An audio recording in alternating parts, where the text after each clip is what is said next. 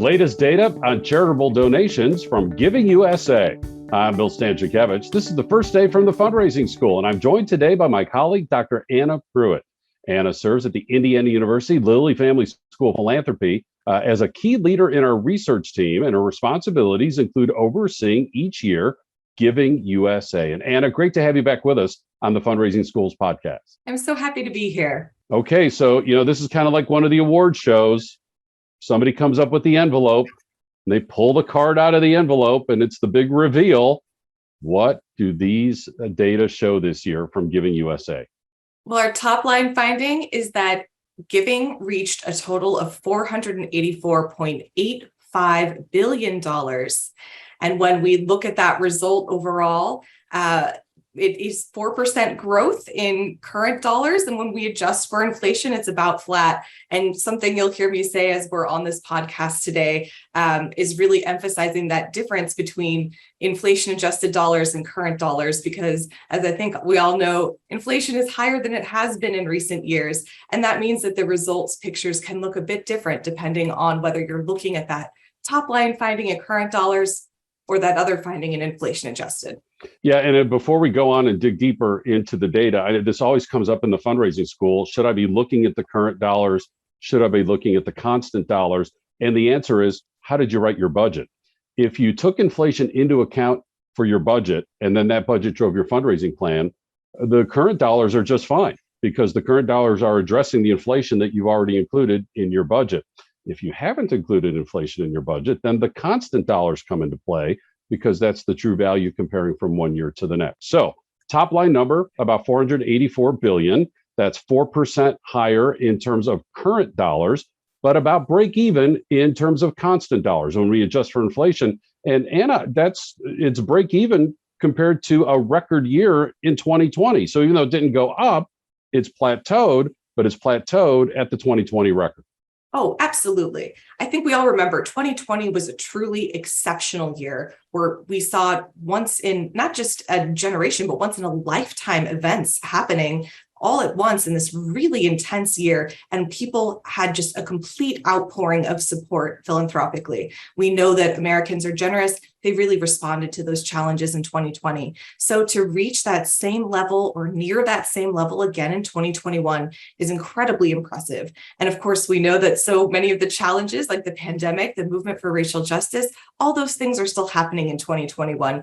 And donors again stepped up to the plate. And Giving USA has categories: individuals, foundations, bequests, and corporations. What do the data show from 2021 in each of those four categories? Absolutely. It's a pretty interesting story over on that sources side of philanthropy. On one hand, we have corporations, which didn't fare so well in 2020, but had a total recovery in 2021. We saw very strong growth from giving by corporations in 2021.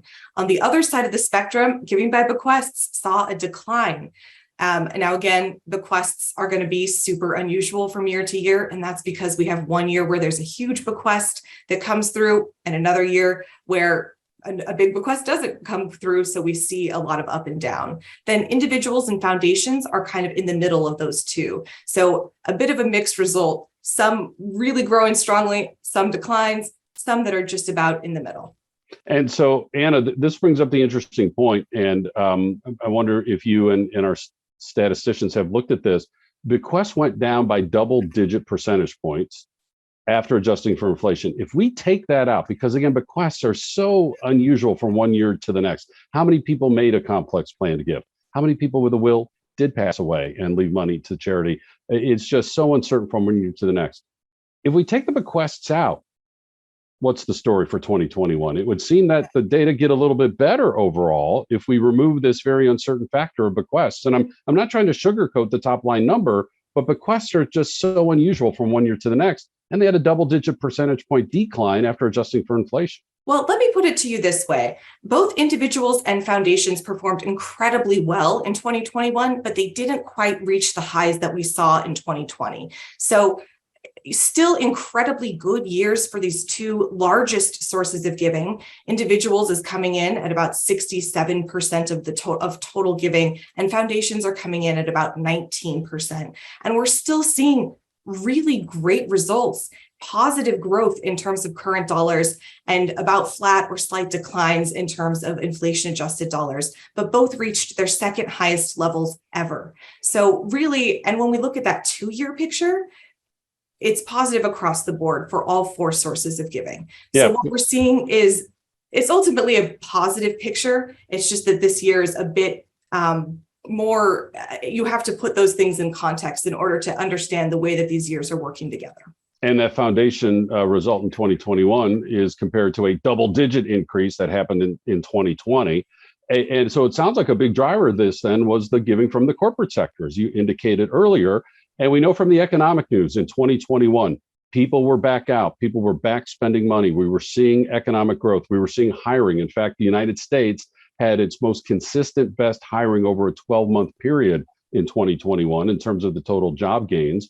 That was being reflected in gross domestic product. It was being reflected in the stock market. All these positive economic numbers. And Anna, we don't need to be an economist to know that if the business sector is doing well, it's going to reflect into their charitable giving. And it sounds like, just at a surface level, that's what happened in 2021. Is that correct? Absolutely. And, you know, the S&P grew 26.9% in current dollars, GDP grew 10.1%, and corporate pre-tax profits grew an astonishing 37.4%. So not only did that lift giving by corporations, it lifted some of these other sources of giving as well. And again, it's very important to remember, you know, we're starting at zero every single year, right? You have got to start from zero and build all the way up. We had 2 near record years for both individuals and foundations, and those strong economic factors definitely help to drive all of those sources. And then we have the destinations of where the charitable giving went. And there are 9 subsectors in the Giving USA report. And Anna, we don't necessarily have time to go through all 9. And we encourage people to pick up the free executive summary on our school's website, which we'll talk about here in a moment. You can purchase the book through us and the Giving Institute to get even more details.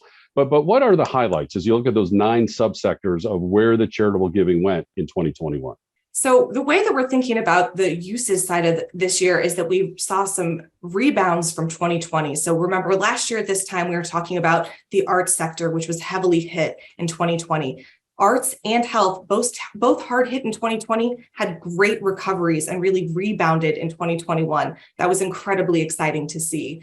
We saw a handful of sectors that performed well, but again, not quite as well as those heights that were reached in 2020 or earlier years. So human services, education, and international affairs. And again, they still had great years, you know, in general. And when we look at that 2-year growth, it's very positive, but just not quite as well as they performed in the previous year. And then the final category are these sectors that grew 2 years in a row. That's public society benefit. And again, this is a bit of a catch-all category, so I'd like to do an explainer. It includes things like the ACLU and other legal aid organizations. It also includes United Ways and a lot of those really foundational pass-through organizations, as well as national donor advised funds. We also saw 2-year growth from environment and animals and giving to foundations. So overall, a lot of really positive and uplifting results. And it seems intuitive, at least just at the surface level, when you talk about how, you know, human services understandably went up so significantly in 2020, and the arts really struggled in 2020 as a lot of donors turned to the immediate need of making sure people had food and other immediate care that they needed. That as the economy became better in 2021 and people started to sort out what is life in the pandemic and can we get back to some sort of a new normal, money came back to the arts. And not necessarily that the human services suffered, but didn't see the same type of impact in 2020. Again, Anna, you're an expert, and that's a simplistic explanation, but is that what the data are saying to you? Absolutely. So what we're saying is that we're seeing donors return to the causes that they care the most about. And we have other data in the field that tell us a story about, you know, believe it or not, the number of new donors declined for a lot of different organizations, especially in human services. You know, we saw that outpouring of support in 2020. Does that mean people abandoned human services? No, it just means that they weren't getting as many of those one-time donations with people responding right away to those immediate causes. And what we see instead is people kind of reapportioning, going back to the long-term causes that they've supported. And we see that in the data overall with arts and health returning and really rebounding in this year. Well, Anna, you have such a gift of taking the complex data, just a huge volume of data, and helping all of us understand that data, make sense of it in a current year, comparing over time. Just let people know in the Giving USA report, we go back over about a 20-year comparison, and you can see those data from one year to the next to help you with your planning. At the fundraising school, we teach that the number one predictor of your fundraising success is your relationship with your donors, knowing where they are at the moment and can they continue to give? Are they interested in continuing to give at a higher level? The second predictor are the new donors that you're able to bring into your organization. So keep up your fundraising work with individuals, foundations, and corporations in developing and cultivating and stewarding those relationships. That said, we can learn from the data. So Anna, what advice would you have for fundraisers on how they can use this year's Giving USA report to assess their fundraising and also plan their fundraising for the future? One of the things that I always encourage people to do, absolutely look at those historic trends and look to see how those trends work in your organization. Maybe you had, maybe the recession is not hitting your area as strongly, or maybe you're in an area where tourism was down in 2020, but it's booming again in 2021. And that can be, an impact. So really look at your own landscape. But I also really encourage people to dig into the book itself and the chapter itself, because there's so much rich information there, including a new chapter this year on giving to and from donor advised funds. So if you're curious to see what portion of donor advised fund grant dollars are going to organizations within your subsector, we have new and updated information in this year's book that covers that topic.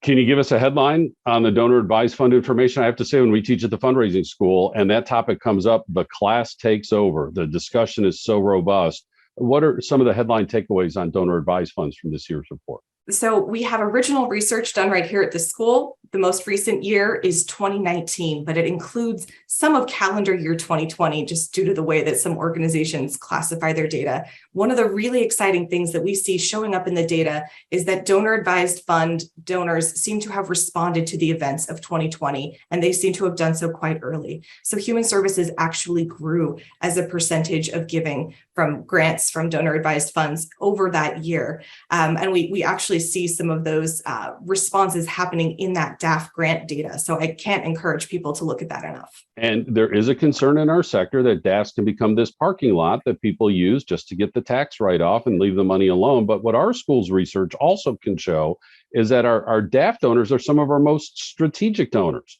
that they are putting the money there to give it a think, to consider opportunities for a while, and to make their biggest impact. And Anna, it sounds like, and again, just at an initial surface level, that came to be true, that they're very strategic, they're waiting for a big impact, and the pandemic, racial reckoning, other things happening in the world allowed DAF donors to say, we're going to step up in a bigger way. That is what we're seeing. We're seeing larger outpouring of grants from these DAF sponsoring organizations. And we're curious to see, if that will continue on into 2022 and beyond. But I just wanted to bring something up in terms of strategy and donors. I think something else I would really remind fundraisers and organizations right now: think carefully about how people are giving. So one of the things that we always say is that giving primarily happens from individuals, because we're not just counting individuals, we're counting those bequests, we're counting gifts from family foundations. When we bring all those together, that's about 86% of total giving. But increasingly, as these donors become more and more strategic, they have donor advised funds, they have planned giving, they have, gifts from their qualitative charitable distributions from their IRAs. So they have lots of different ways to give. And I think it's really important that people reach out and make sure that they're leveraging all of the assets that their donors have. We need to listen to our donors and prospective donors, our funders and prospective funders, to understand what matters most to them. We also can listen to the data, and the data can teach us for our fundraising assessment and fundraising planning, including these most recent data from Giving USA, which are available on the website of the Indiana University Lilly Family School Philanthropy. Here's the website: philanthropy.iupui.edu. Now, there's a toolbar across the top. Find research. There's a pull-down menu, and that will take you to the most recent Giving USA resources. There's a free executive summary, and then there's a book that gives you a deeper dive. And so whatever resource works best for you, take advantage of it at philanthropy.iupui.edu. and look for that research tab. Now, a couple spots over, you'll see professional development. That's where you find us at the Fundraising School. Just about every single one of our courses starts with the latest Giving USA data and some other key data resources from our school. And these come out in our public courses, which are in person across the United States. Those public courses also available online, either recorded or you can take them live in a virtual setting on demand, if you will, and also virtual and live. We also have custom training where we can take little bits of different courses and tailor it just for you, or bring a public course just to your nonprofit, your association, your region in the United States and across the planet. We also have our quarterly webinars and these free podcasts. Again, the website, philanthropy.iupui.edu. The research tab takes you to Giving USA. Professional development takes you to the Fundraising School. Our guest today, Dr. Anna Pruitt of our research team, leading our Giving USA efforts at the Indiana University Lilly Family School of Philanthropy. Our producers today are Jennifer Boffman and Mike Anthony. I'm Bill Stanczykiewicz, and now you are more fully informed on this first day from the Fundraising School.